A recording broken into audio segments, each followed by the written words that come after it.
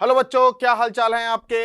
आज हम स्टार्ट करने जा रहे हैं वेव ऑप्टिक्स। और वेव ऑप्टिक्स में सबसे पहले हम बेसिक पार्ट को समझेंगे कि क्या होती है वेव और क्या होता है वेव फ्रंट। देखो, दोनों हेडिंग्स हमें स्टार्टिंग में देखने को मिल जाती हैं, वेव और वेव फ्रंट।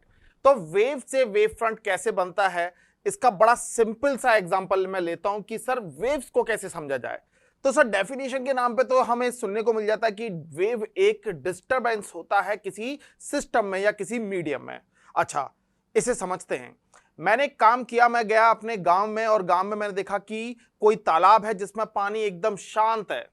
तो फिर ऐसा नहीं करना है कि शांत है तो उसमें अपनी भैंस छोड़ देनी है, क्योंकि गांव में जाकर हम तालाबों में देखते हैं भैंस नहाती हैं, तो वहां वेव जनरेट नहीं होगी। वेव जनरेट होती है हमारे एक सिंपल सी हरकत से। कौन सी हरकत होती है? जब भी हम पानी भरा हुआ देखते हैं तो हम एक पत्थर उठाते हैं और उस पत्थर को उस पानी में डाल देते हैं। अब छोटा पत्थर डालते हैं तो छोटी सी वेव बनती है, फिर हम क्या करते हैं, बड़े बड़े पत्थर उठाते हैं, उन्हें सेंटर में फेंकते हैं, तो आप देखते हो जोरदार आवाज आती है झपाक करके और वेव चलना शुरू हो जाती है। यही सिमिलर हमें कॉन्सेप्ट देखने को मिलता है जब हम किसी कुएं पे जाते हैं और उसमें एकदम शांत पानी है, स्टिल वाटर है, यानी कि कोई हलचल नहीं है, और उसमें हम किसी चीज को डुबाते हैं या पत्थर को डालते हैं तो साइड्स में वेव जनरेट होती हैं। तो ये जो वेव जनरेट हुई, इसका मतलब क्या हुआ कि जहां पे पत्थर ने पानी में जहां पर हमने पानी के अंदर पत्थर को गिराया, उस पॉइंट पर जो पानी के पार्टिकल्स थे वो वेव के थ्रू साइड में चले गए। लगा तो ऐसा ही ना, क्योंकि वेव जनरेट हुई तो साइड जहां से डिस्टरबेंस क्रिएट हुआ है वहां से वेव जनरेट हुई और वहां से जो पार्टिकल्स थे वो मूव करके साइड में चले गए। बट रियलिटी में ऐसा नहीं होता है। यानी सिस्टम में डिस्टरबेंस तो आपने क्रिएट कर दिया पत्थर को फेंक कर, बट वेव कैसे जनरेट हो रही है, अब इस चीज को समझना होगा। इसको बहुत बढ़िया तरीके से समझ सकते हैं एक और एग्जांपल से।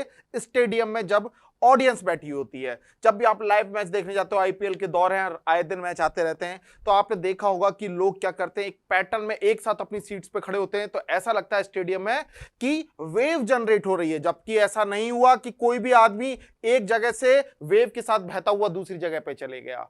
हुआ क्या, उस आदमी ने सिर्फ अपनी पोजीशन में चेंज किया। पोजीशन में चेंज का मतलब क्या, वो अपनी सीट पे खड़ा हो गया और वापस बैठ गया, और उसने ऐसे हाथ कर दिए और वापस नीचे कर दिए, तो सबको ऐसा लगा कि वेव आगे की तरफ मूव करती हुई जा रही है, बट एक भी आदमी नहीं हिला है। सेम कहानी पानी में हुई थी। जब आपने तालाब में पत्थर को फेंका था तो वेव जनरेट हुई, तो वहां के जो मॉलिक्यूल थे उन्होंने अपनी पोजीशन में ऑक्सीलेशन किया, बस उसी जगह पे, ये नहीं कि वेव के साथ आगे चले गए। तो वेव एक सिंपल सा डिस्टरबेंस है। तो चलो स्टार्ट करते हैं टॉपिक। वेव क्या है? It is a disturbance in a medium is called wave. अब बात आती है वेव फ्रंट क्या होते हैं। तो वेव फ्रंट की पहले डेफिनेशन देखते हैं, फिर इसको मैं अपने तरीके से समझाता हूं। A wave front is a surface of a constant phase defined at the continuous locus of all such particles of the medium which are vibrating in the same phase at any instant। क्या कहना चाह रहा है, देखो समझते हैं, कवि की भावनाओं को समझते हैं। देखो सिंपल सी बात है, सपोज करो ये कोई सिस्टम है, मैंने यहां पे कोई इंपैक्ट जनरेट किया, मैंने यहां पे कोई इंपैक्ट को जनरेट किया। अब ये जब इंपैक्ट होगा, सपोज मैंने यहां पे कोई पत्थर डाला, सपोज पानी भरा हुआ है, तो मैंने यहां पे कोई पत्थर डाला इस पॉइंट पे, तो क्या होगा, सराउंडिंग में वेव जनरेट होती हैं। ऐसा ही तो होता है, बट इस वेव को ऐसे जनरेट कर देना सही नहीं रहेगा। अब मैं आपको थोड़ा दूसरे तरीके से बताता हूं। हुआ क्या कि जब आपने कोई यहां पे सोर्स क्रिएट किया या आपने डिस्टरबेंस क्रिएट किया, तो सराउंडिंग में बहुत सारे पार्टिकल्स हुआ करते होंगे, बहुत सारे पार्टिकल्स होंगे सिस्टम के। ये सारे सिस्टम के जो पार्टिकल है सराउंडिंग के, ये क्या होंगे सर, डिस्टर्ब हो जाएंगे due to cause of impact. यहां पर एक कॉज जनरेट किया आपने, कोई ना कोई शॉक जनरेट किया है, तो ये डिस्टर्बेंस होना स्टार्ट हो जाएगा। अब मैंने बोला at any time of instant, एक किसी भी पर्टिकुलर टाइम पे आप एक काम करो, आप ऐसे पार्टिकल्स को पकड़ो जो सेम फेज में वाइब्रेट कर रहे हैं, जो सेम फेज में वाइब्रेट कर रहे हैं। तो मुझे नोटिस हुआ कि कुछ पार्टिकल्स हैं जो पर्टिकुलर टाइम इंस्टेंट पर सेम फेज में वाइब्रेट कर रहे हैं, जैसे कि ये पार्टिकल मिल गया, ये मिल गया, यहां पे कोई मिल गया, यहां पे कोई मिल गया, यहां पे कोई मिल गया, यहां पे कोई मिल गया। इन सारे पार्टिकल्स को मैंने पकड़ा और एक लोकस ड्रॉ कर दिया, इन सारे पार्टिकल को पकड़ा और एक लोकस ड्रॉ कर दिया, यानी कि इन्हें एक धागे से पिरो दिया, जिसी को हम बोल देते हैं लोकस। तो क्या हुआ, इस लाइन पर आने वाले सभी पार्टिकल सेम फेज के साथ वाइब्रेट कर रहे होंगे at a same time of instant, तो हमने बोल दिया जो ये लोकस है यही मेरा क्या है सर, एक वेव फ्रंट है। अब ऐसे ही क्या होगा, आगे की तरफ ऐसे वेव्स आगे की तरफ वेव फ्रंट बढ़ते जाएंगे और हमें लगेगा वेव चल रही है। मतलब क्या हुआ, पार्टिकल अपनी जगह पे ऑक्सीलेशन या वाइब्रेट कर रहे हैं और हमें लग रहा है वेव जनरेट हो रही है। अब जहां पे कॉज ऑफ इंपैक्ट होगा वहां पर वेव का जो पार्टिकल्स का जो वाइब्रेशन है वो ज्यादा देखने को मिलेगा, और जैसी कॉज से हम दूर हटते जाएंगे या सोर्स से हम दूर हटते जाएंगे तो वेव हल्की होती चली जाती है। इसलिए जहां पर आप पत्थर फेंकते हो पानी के अंदर उस जगह पर झपाक से आवाज होती है और ऐसी ऊंची ऊंची लहरें उठती हैं, बट साइड में जाके वो एकदम नॉर्मल हो जाती है। ये उसका कारण है। तो वेव फ्रंट की डेफिनेशन समझ ली। अब बात समझते हैं कि जो ये मेन कॉज था, इसे हम अपनी वेव ऑप्टिक्स में इसे हम बोल देते हैं प्राइमरी सोर्स, क्योंकि इसके कारण ही डिस्टरबेंस इस मीडियम में क्रिएट हुआ। ये छोटे छोटे मॉलिक्यूल्स बैठे हुए थे, शांत थे, बट आपने एक डिस्टरबेंस क्रिएट किया जिसके कारण पार्टिकल्स ऑक्सीलेशन करने लग गए, और सेम टाइम इंस्टेंट पे जो सारे पार्टिकल्स एक जैसा वाइब्रेशन या एक जैसी वाइब्रेटिंग या ऑक्सीलेशन मोड में है, तो उन सबको मैं अगर एक लोकस में ड्रॉ करूं तो वो एक वेव फ्रंट को जनरेट कर देंगे। तो चलो वेव फ्रंट की डेफिनेशन आ गई। अच्छा, the speed with the wave front moves outward from the source is called the phase speed. जिस स्पीड से ये वेव फ्रंट आगे की तरफ मूव कर रहे हैं फ्रॉम द सोर्स, सोर्स से दूर की जा रहे हैं, उस स्पीड को क्या बोलते हैं सर, फेज स्पीड बोला जाता है। ये बात समझ में आ गई होगी। अब चलो, अब हम थोड़े इसके पैटर्न को समझते हैं कि वेव फ्रंट किस तरह से बनते होंगे। सपोज करो मैंने कोई यहां पे सोर्स ऑफ इंपैक्ट को डाला, तो क्या होगा, सराउंडिंग में पार्टिकल्स ऑक्सीलेशन चालू कर देंगे। अब मैं अगर देखूं तो इसके आसपास के जितने भी यहां से सेम दूरी पर जितने भी पार्टिकल थे वो सेम वाइब्रेशन के साथ, क्योंकि सब पर डिस्टेंस इक्वल है तो सब पर इंपैक्ट भी इक्वल आएगा, तो सेम फेज में क्या कर रहे होंगे, वाइब्रेट कर रहे होंगे। दैट्स व्हाई अगर इन्हें एक लोकस में हम ड्रॉ करें, इनके ऊपर एक लोकस ड्रॉ करें तो मुझे एक वेव फ्रंट मिलेगा, और इसका जो पैटर्न मुझे देखने को मिला वो कैसा है, एक स्फेरिकल पैटर्न है। दैट्स व्हाई इसको बोलते हैं स्फेरिकल वेव फ्रंट। और जैसे जैसे डिस्टेंस बढ़ती आएगी पार्टिकल का जो डिस्टरबेंस होगा या वाइब्रेशन होगा वो सेम फेज के साथ एक रेडियस के साथ इंक्रीज होता चले जाएगा। इसलिए जो वेव फ्रंट जनरेट हो रहेंगे इस पैटर्न से उसे हम बोलेंगे स्फेरिकल वेव फ्रंट। अब बात करते हैं सिलेंड्रिकल वेव फ्रंट क्या होता है। सिलेंड्रिकल वेव फ्रंट का बड़ा सिंपल सा कॉन्सेप्ट है। आपको एक सिलेंडर तो दिख रहा होगा। अब मैंने बोला देखो सिलेंडर की दोनों साइड पे दो क्रॉस सेक्शन एरिया है, तो जो वेव फ्रंट जनरेट हो रही है वो किस तरह से, जरा आपको देखने का थोड़ा सा नजरिया चेंज करना होगा। जरा ध्यान से देखो, मैंने क्या किया, सपोज करो मैंने एक लाइन ड्रॉ कर दी, एक धागा कह सकते हो कि इसके बीच में मैंने एक धागा सा, यानी दोनों सिरे से मैंने एक धागे को पार कर दिया, या फिर मैंने एक लाइन ड्रॉ कर दी, या फिर एक तार मैंने इसमें से आर पार कर दिया। अब सपोज करो इस तार में अगर मैं वाइब्रेशन कर दूं, इस धागे में अगर मैं वाइब्रेशन कर दूं तो क्या होगा, सराउंडिंग के particle along the length of wire या अलोंग द लेंथ ऑफ धागा क्या होंगे सर, वाइब्रेट हो जाएंगे, क्योंकि सिस्टम में डिस्टरबेंस हो गया। आपने धागे को एकदम झटक दिया तो जैसे गिटार का तार हिलता है ऐसे ही क्या होगा, सराउंडिंग के जो इसके आसपास के पार्टिकल होंगे उनमें क्या होगा सर, उनमें डिस्टरबेंस क्रिएट हो जाएगा।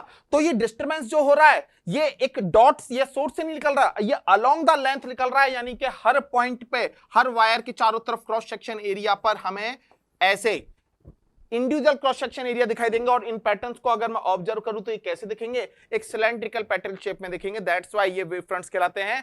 अलोंग द लेंथ या अलोंग द वायर चल रहे हैं, बन तो ये अगर इनका हम टॉप व्यू देखें तो ये हमें स्फेरिकल की तरह ही दिखाई देंगे, बट अगर ये अलोंग द लेंथ हो रहे हैं दैट्स व्हाई इनका नाम पड़ गया सिलेंड्रिकल वेव फ्रंट। अब बात करते हैं प्लेन वेव फ्रंट की। प्लेन वेव फ्रंट को समझने के लिए क्या करना है, सपोज करो आपने कोई धागा, आपने कोई कपड़ा एकदम इकसार करके यानी एकदम फ्लैट करके, आपने इकसार वर्ड हमारे वैसे बोलते हैं हिंदी में, वहां कई लोग नहीं समझेंगे, फ्लैट करके एकदम आपने कोई धागे को, आपने किसी शीट को, या फिर एक काम करो आप क्या कर रहे हैं, किसी चादर को ऐसा आपने पकड़ रखा है तो कैसे दिखेगी, एक प्लेन की तरह दिखाई देगी। आपने यू ऐसे हैंग कर रखा है, फिर आपने उसको एकदम झटक दिया, या फिर पीछे से डंडा लेके आए, गद्दे में जैसे मारते हैं ना, सोफे में मारते हैं हम, तो ऐसे क्या होता है, डस्ट बाहर निकलती है। तो क्या हुआ, आपने कोई इस तरह से वाइब्रेशन जनरेट किया है कि यहां पर इस, अगर मैं इस पाम के रिस्पेक्ट में बोलूं कि इस पाम पर जितने भी पार्टिकल आ रहे हैं वो सेम फेज में ऑक्सीलेट या वाइब्रेट कर रहे हैं, तो हमें ऐसा लगेगा कि वेव फ्रंट कम एक प्लेन मूव कर रहा है।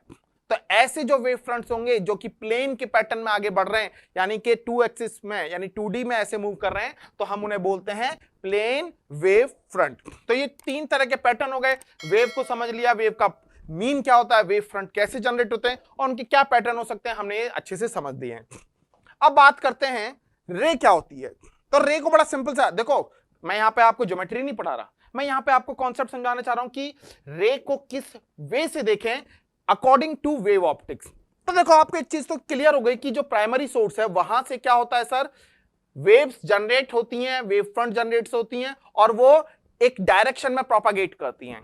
अगर मैं उस प्रोपागेशन डायरेक्शन में ही मैं एक टेंजेंट ड्रॉ कर दूं, किसके ऊपर, वेव फ्रंट के ऊपर, मैं वापस से बोल रहा हूं, मैं एक टेंजेंट ड्रॉ कर रहा हूं या एक परपेंडिकुलर लाइन ड्रॉ कर रहा हूं on the wave front in the direction of propagation. तो जैसे ये स्फेरिकल वेव फ्रंट है, तो प्रोपेगेशन डायरेक्शन किधर होगी, आउटवर्ड डायरेक्शन में होगी। तो इसके परपेंडिकुलर मैंने एक लाइन ड्रॉ करी, तो ये लाइन ही क्या बताएगी, रे की डायरेक्शन को बताएगी। जैसे यहां पे ध्यान से देखो, अगर सपोज करो प्रोपागेशन किस तरफ हो रहा है, कन्वर्जिंग पॉइंट पे, सारे वेव जाके एक पॉइंट पे जाकर मिलने की कोशिश कर रहे हैं।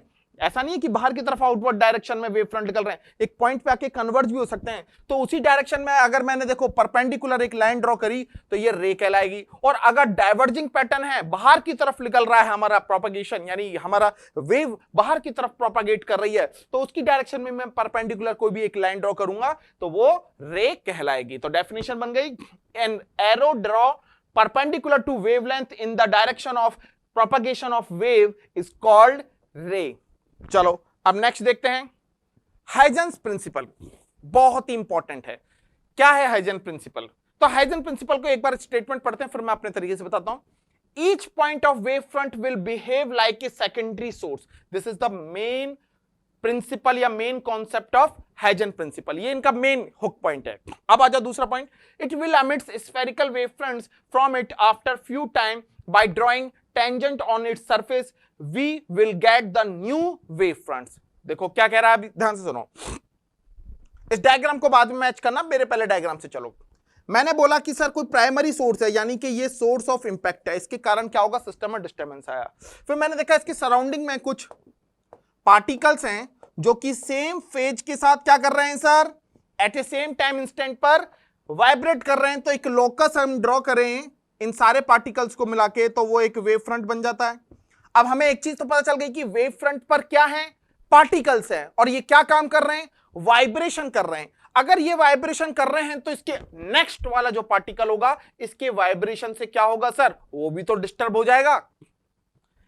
इस लोकस पे आने वाले पार्टिकल्स के कारण जो वाइब्रेशन हो रहा है, उसके वाइब्रेशन के कारण, उसके डिस्टरबेंस के कारण जो नेक्स्ट पार्टिकल है वो भी तो क्या होगा सर, डिस्टर्ब हो जाएगा। और वो डिस्टर्ब होगा तो उसके लिए प्राइमरी सोर्स कौन कहलाएगा, उसके लिए प्राइमरी सोर्स सर ये वाला पार्टिकल कहलाएगा जो कि वेव फ्रंट पे बैठा हुआ है। तो each particle of wave front will behave like a secondary source, यानी कि अब ये अपनी इंडिविजुअल ऐसे वेव्स जनरेट करना स्टार्ट कर देगा। बात समझ में आई? यानी कि क्या करेगा, इसके डिस्टर्बेंस के कारण ये वेव फ्रंट्स पर आने वाले पार्टिकल प्राइमरी सोर्स के कारण डिस्टर्ब हो रहे थे, और इनके डिस्टर्बेंस के कारण आगे के जो पार्टिकल है वो डिस्टर्ब हो रहे हैं, तो उनके लिए ये एक सोर्स की तरह बिहेव करेंगे। बट इसे अब हम प्राइमरी नहीं, इसे बोलेंगे सेकेंडरी सोर्स।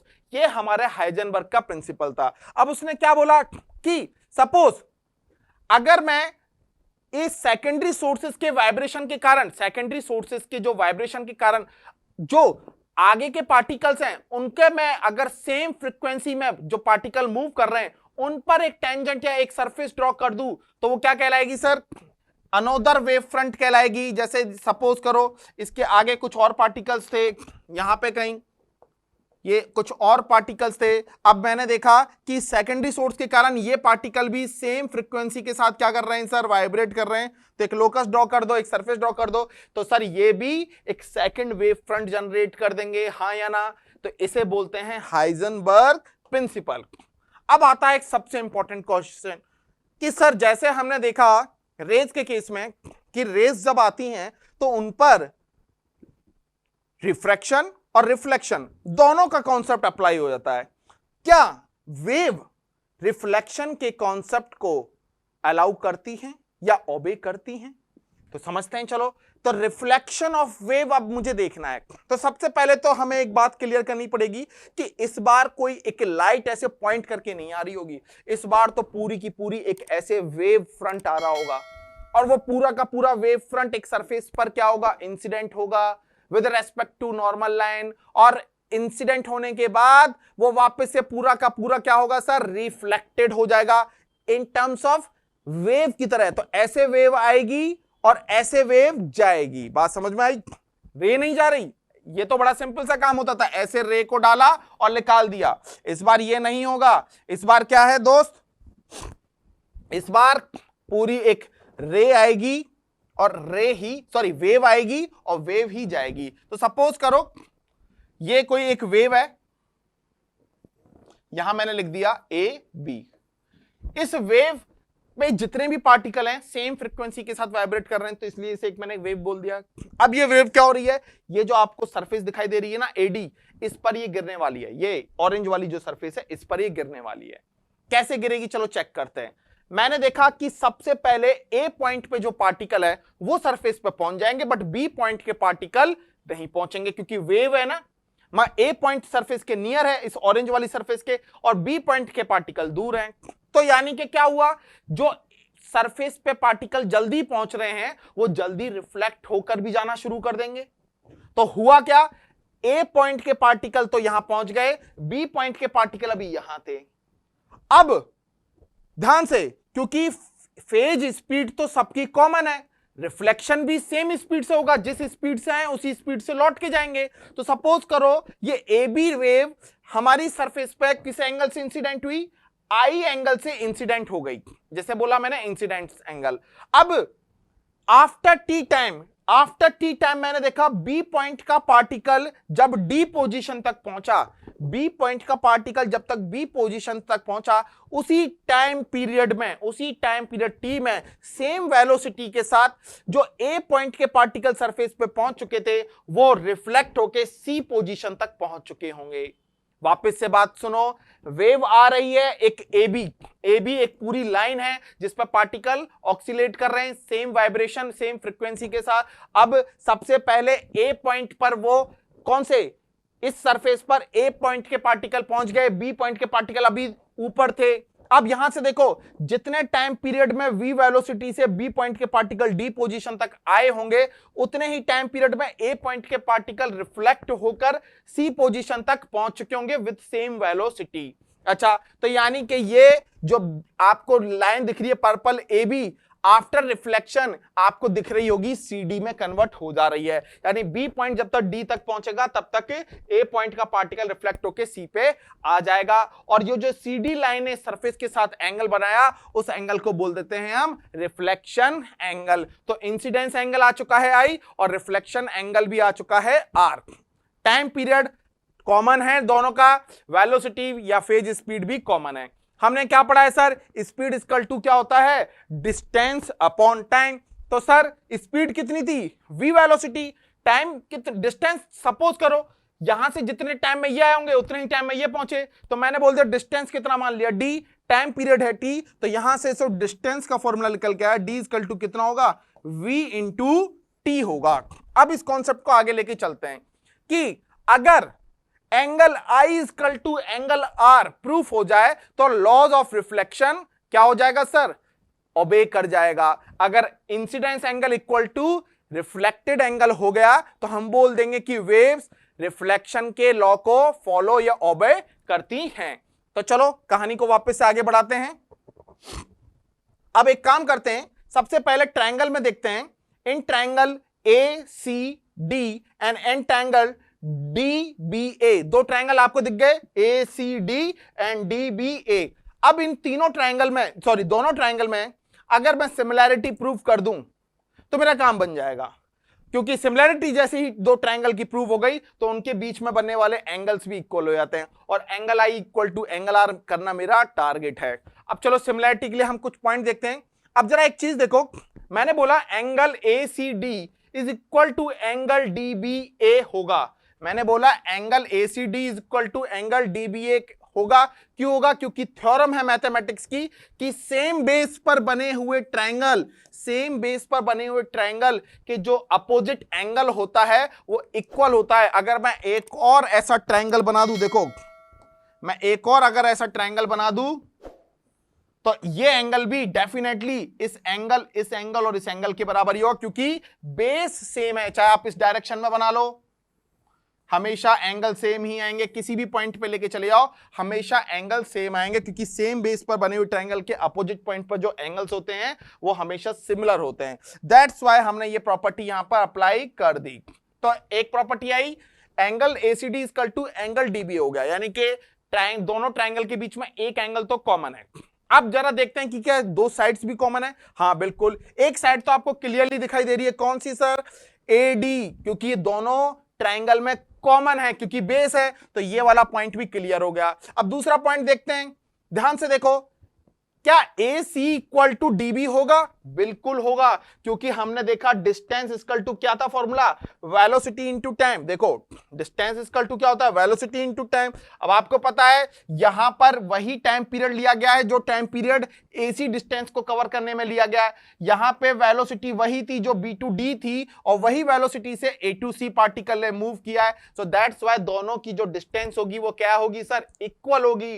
तो AC इक्वल टू BD हो जाएगा, और इसलिए हमारा यहां पे सिमिलैरिटी का कॉन्सेप्ट प्रूव हो गया, थ्योरम प्रूव हो गई कि एक एंगल और दो साइड्स अगर इक्वल हैं तो ट्रायंगल सिमिलर हैं। दैट्स व्हाई मैं बोल सकता हूं कि एंगल कौन सा sir? BAD equal to angle CDA, यानी angle I equal to angle R होगा। और इसी के बेसिस पे हम बोल सकते हैं incidence angle equal to reflected angle, और लॉज ऑफ एक्शन या सॉरी लॉज ऑफ रिफ्लेक्शन क्या हो रहा है सर? फुली सेटिस्फाई हो रहा है। इसका मतलब वेव्स में रिफ्लेक्शन का कॉन्सेप्ट देखा जाता है।